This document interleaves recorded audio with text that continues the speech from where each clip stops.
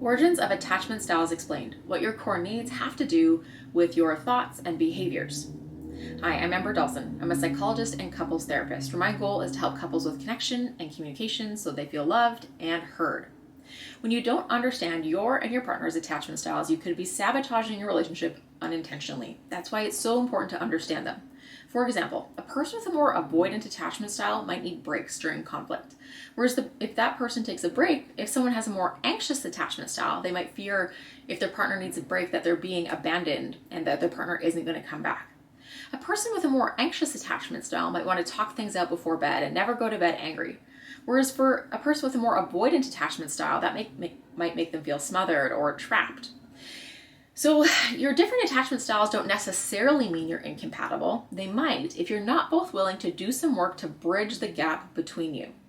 Because with all of these different conflicts and differences, if you don't work together, you're going to feel resentment, trapped, hurt, insecure, jealous, misunderstood. And so the goal is to find a way that works for you both, but you have to understand your attachment style so you can feel safe, special, seen, and connected in a way that feels good for you both. And for many people, this kind of trust and vulnerability can be very different.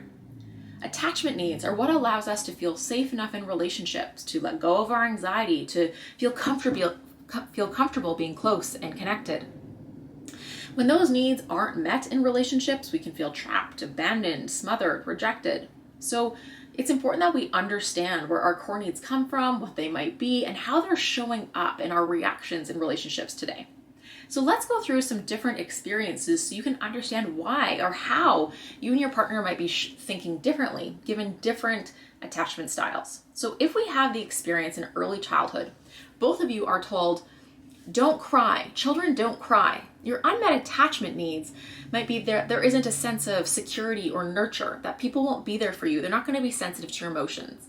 Because of other factors in that environment, your temperaments, your personalities, how you internalize this, you might show up in different ways. For example, someone with a more avoidant attachment style might interpret this to mean don't have emotions, work hard to suppress them. Emotions mean you're weak. Someone with a more anxious attachment style might have took this to mean something different. It might mean you have to work really hard to make sure someone understands your emotions, for your emotions to be valid. You have two different internal working models as a result of a similar circumstance. In the next situation, you might have a parent who is an alcoholic. The core needs that wouldn't be met in this case are safety, stability. A person that might be falling into more of an avoidant attachment style might think relationships hurt you, so don't let people get too close to you. Being alone keeps you safe. If you have more of an anxious attachment style, you might have cultivated different beliefs from the same experience of the alcoholic parent not feeling safe or stable. For example, they might think, I should have done more. If I would have done more, I could have stopped it. Or if I was just more stable, then they would be more stable. Instead, they place it on themselves. Maybe they begin to think people will leave. That's the example of their parent. They just weren't good enough, and so people will leave. They don't change for them. Last example, maybe you watch volatile fights by your parents, followed by I love yous. The unmet needs is safety, stability, predictability in relationships. What beliefs in a possible person with avoidant attachment style could cultivate is don't say I love you, because it's just followed by volatility.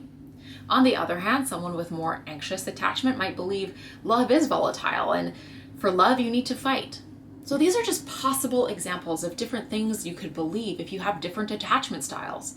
So when you begin to understand how different attachment styles encode different information in their mind's eye, your partner's behaviors might begin to make more sense. But we have to sit back and be curious and think, given what you've gone through, given your different attachment style, how does this make sense? And if you want to learn a little bit more about different attachment styles, check out my free guide, Attachment Styles 101. There you're going to learn more about the different attachment styles and the different behaviors you engage in when they're activated. So click the link and download the free guide.